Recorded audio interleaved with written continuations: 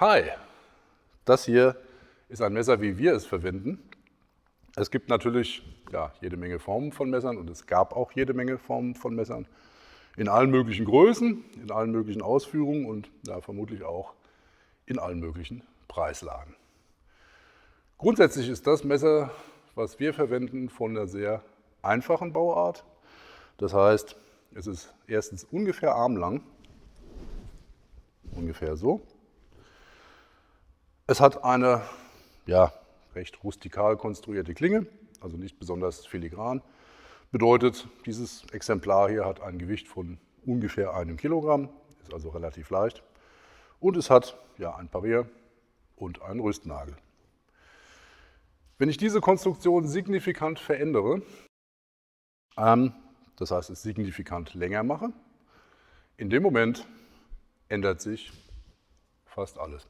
Das heißt, das, was ich tun muss und das, was ich tun will, meine Methodik, die ändert sich. Das heißt, was wir tun, kann man nicht notwendigerweise 1:1 auf ein Messer der, nennen wir es mal, 1 Meter Klasse übertragen. Man kommt einfach zu was anderem. Nun, es gibt noch andere Formen von Messern. Das hier beispielsweise ist ungefähr 85 cm lang. Und das hier ist ein Tessac. Der ist ganz toll, weil der Schutz noch wesentlich besser ist und mein persönliches Lieblingsspielzeug. Aber ihr seht, auch hier ist die Länge ungefähr Arm und das Gewicht liegt in diesem Falle bei ungefähr 1,3 Kilogramm. Der Griff ist eine Art Hammergriff, jedoch wird der Daumen flach aufgelegt, um eine Kontrolle der Klingenlage zu ermöglichen. Außerdem ist der Daumen dadurch geschützt.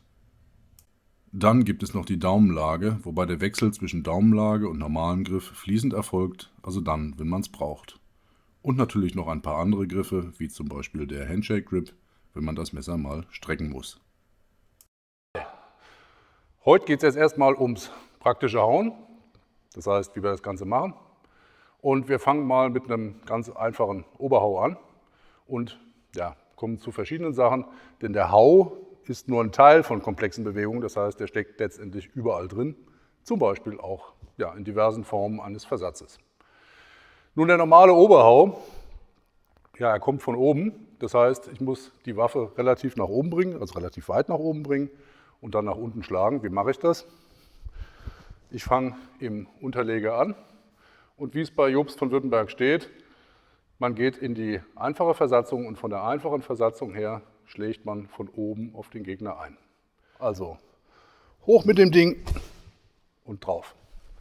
Dabei wird das Ziel durchschlagen, das heißt, es wird nicht von der Idee her von oben das gemacht, sondern man trifft tatsächlich, also hoch und drauf.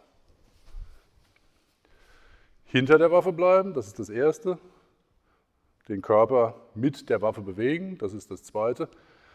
Die Balance dabei halten, ist das Dritte.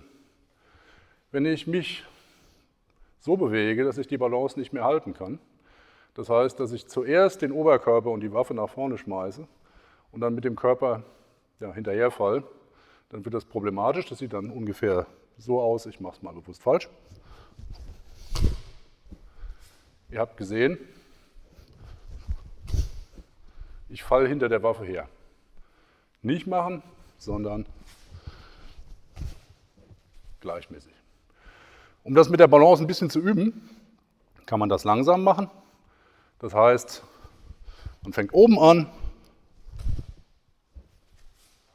und haut dann. Anfangen, hauen. Dieser gezogene Hau heißt bei uns deswegen gezogener Hau, weil wir ziehen. Wir schieben nicht, sondern wir ziehen. Das Gute dabei ist, dass man den Druck recht gut aufrechterhalten kann. Auch nach dem Auftreffen den Druck aufrechterhalten kann.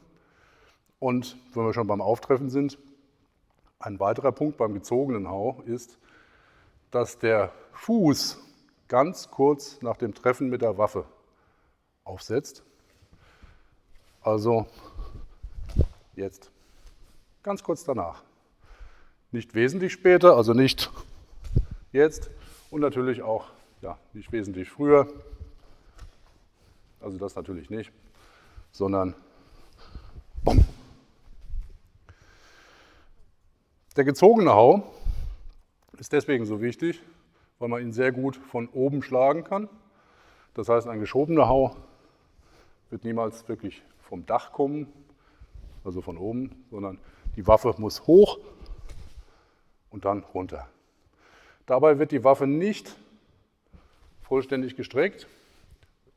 Wir enden also nicht in dieser Position.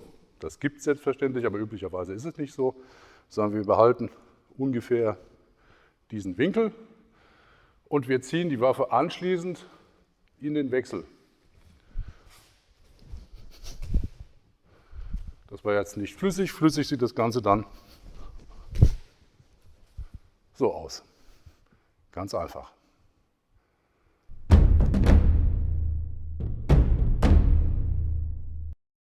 So, nun das Ganze in einem Stück bei 10-facher Verzögerung.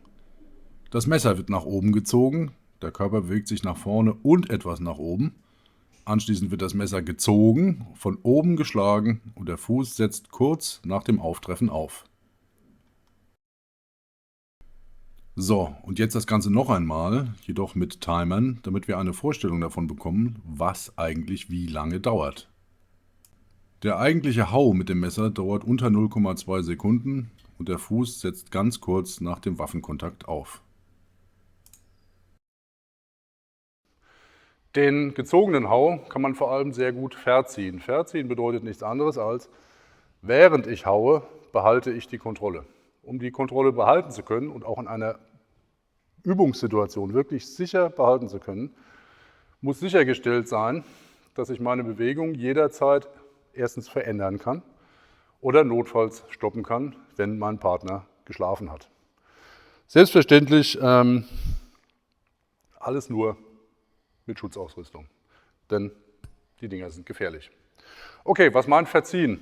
Verziehen bedeutet, ich muss in der Lage sein, den Druck, mit dem ich die Waffe bewege, rechtzeitig rauszunehmen und sie einfach nur noch laufen zu lassen, um sie dann nur noch zu steuern.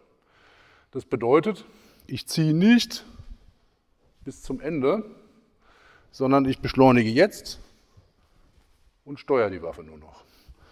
Denn, jetzt mal kurz bitte, danke. Denn wenn ich bis zum Ende drauf drücke oder zu lange drauf drücke, dann werde ich anfangen, auf den Boden zu schlagen. Das heißt, wenn das jetzt mein Ziel ist, haue ich hier hin. Das ist aber nicht Sinn der ganzen Aktion. Danke. Ich will einfach einen ganz normalen Angriff machen und den muss ich steuern können, ich muss ihn sicher machen können und ich muss ihn verziehen können.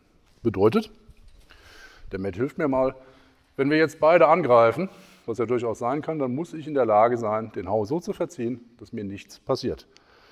Auch muss ich den Hau nicht so lang machen, den gezogenen Hau kann ich verkürzen, das macht überhaupt nichts. Timing ist im Kampf eine wichtige Sache, klar.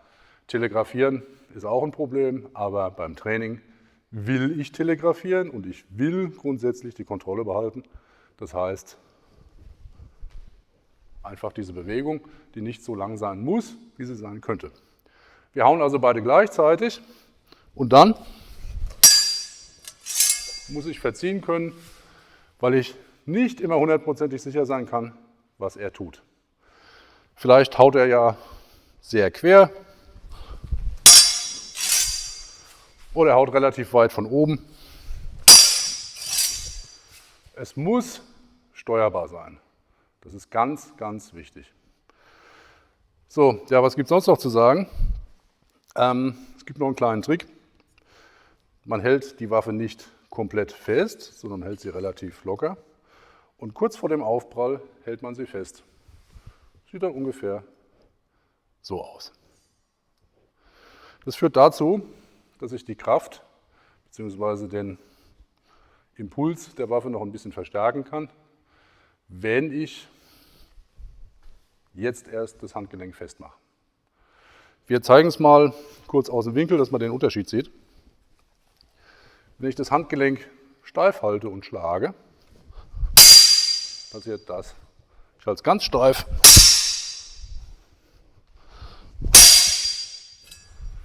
Wenn ich es schließe beim Treffen, kommt auch aus einer sehr kurzen Bewegung relativ viel Energie. Diese Energie ist durchaus sinnvoll, denn wenn ich einen Gegner habe, der sehr stark ist und ich versetzen muss und er greift mich beispielsweise mit einem Zaunhau an, dann ist das Schieben einer Waffe unter Umständen ein Problem. Denn wenn er hier hinkommt, wird die Deckung einfach nicht mehr halten. Im Zweifelsfall drückt er also hier rein. Um das zu verhindern, ist bei uns jedenfalls der Versatz auch eine Art Hau. Das heißt, er wird nicht geschoben, sondern er wird geschlagen, sehr, sehr, sehr kurz. Nochmal bitte. Aber er ist ein Schlag. Und aus diesem Schlag heraus kann man dann weiterarbeiten. Nochmal bitte. Beispielsweise so. Oder wenn man nach oben kommt, so. Auch das ist ein Versetzen und dann ein Weiterarbeiten, aber es ist ein Hau. Das erste, was ich tue, noch einmal in die Mitte bitte, ist ein Hau. Und das zweite ist ein Hau. Eigentlich ist es sogar eine Bewegung. Hau bedeutet also nicht nur ein spezieller Hau, sondern Hau bedeutet alle Arten, bei denen ich haue, ob von links, ob von rechts, ob von der Seite oder ob ich umschlage, das beispielsweise, oder von unten. Auch das ist einfach nur ein Hau.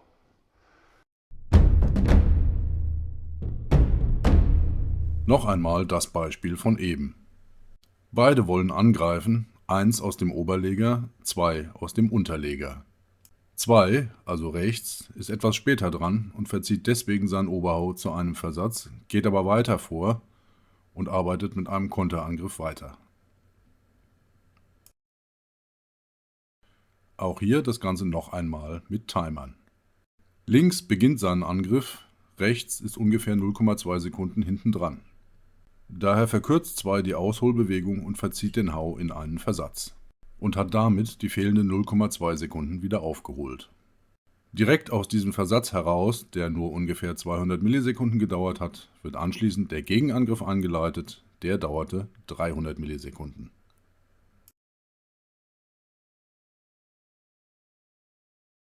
Es gibt natürlich auch noch einen linken Oberhau. Der linke Oberhau ist identisch, zumindest bei Jobst von Württemberg, mit der langen Versatzung. Bedeutet, und er sagt es auch, Hau die lange Versatzung. Die lange Versatzung ist das. Wichtig dabei ist, dass wir mit der rechten Schulter zum Anbinden vorne bleiben und dann den Körper nachziehen. Man kann natürlich auch den Körper direkt mitziehen. Das allerdings ist eine sehr, sehr reichweitenarme Technik. Das sieht man. Aber, was man auch sieht, wir landen direkt im Überlaufen. Das heißt, das Überlaufen aus dem linken Oberhau kommt relativ häufig vor. Wir zeigen einmal kurz ein Überlaufen. Matt, bitte. Wir greifen beide mit einem linken Oberhau an und dann wird überlaufen. Das gibt es auch beispielsweise als reines Anbinden. Das heißt, man bindet nur an, hofft dann, dass der andere überläuft. Und wenn er das tut, geht man einfach raus. Aber das nur am Rande, wir sind ja lediglich beim Hauen. Und nun noch ein paar Ideen fürs Training. Kommen wir noch einmal zum gezogenen Hau in dem Sinne, dass er gezogen wird. Und warum wird er gezogen? Es ist ganz einfach. Wenn man einen sehr mächtigen Hau machen will, das heißt ja, diesen berühmten Bauernhau, ja, in dem Moment muss wirklich Dampf dahinter sein. Und damit wirklich Dampf dahinter ist, geht es eben nicht nur darum, den Arm zu bewegen, sondern es geht darum, den ganzen Körper zu benutzen. Den ganzen Körper benutzen bedeutet, ich mache also nicht das, sondern wenn ich wirklich mit Wucht angreifen will, bewege ich mich mit der Waffe, relativ gleichzeitig, bewege mich dahinter und nehme den ganzen Körper mit, und zwar in eine Kontraktionsbewegung. Das heißt, von hier hoch, bumm. Diese Kontraktion kommt idealerweise aus einer ziehenden Bewegung. Das heißt, wenn er schlagen will, dann halte ich ihn hier hinten fest, damit er ein Gefühl bekommen kann, dass er ziehen muss. Ziehen bedeutet, hier aus dem Ellenbogen kommen. Drehen uns mal an die Kamera. So, wir fangen ungefähr so an. Und mit dem Ziehen wird der Ellenbogen nach innen geschlossen. Und jetzt ist der ganze Körper dahinter. Das ist deswegen wichtig, weil man nicht von hier ziehen kann. Ist sowieso ungünstig, so weit offen zu sein. Und weil das Schieben, einfach nur Schieben, einfach nicht so kraftvoll ist und letztlich auch keinen Bewegungsfluss à la Figur 8 ermöglicht. Ganz simpel.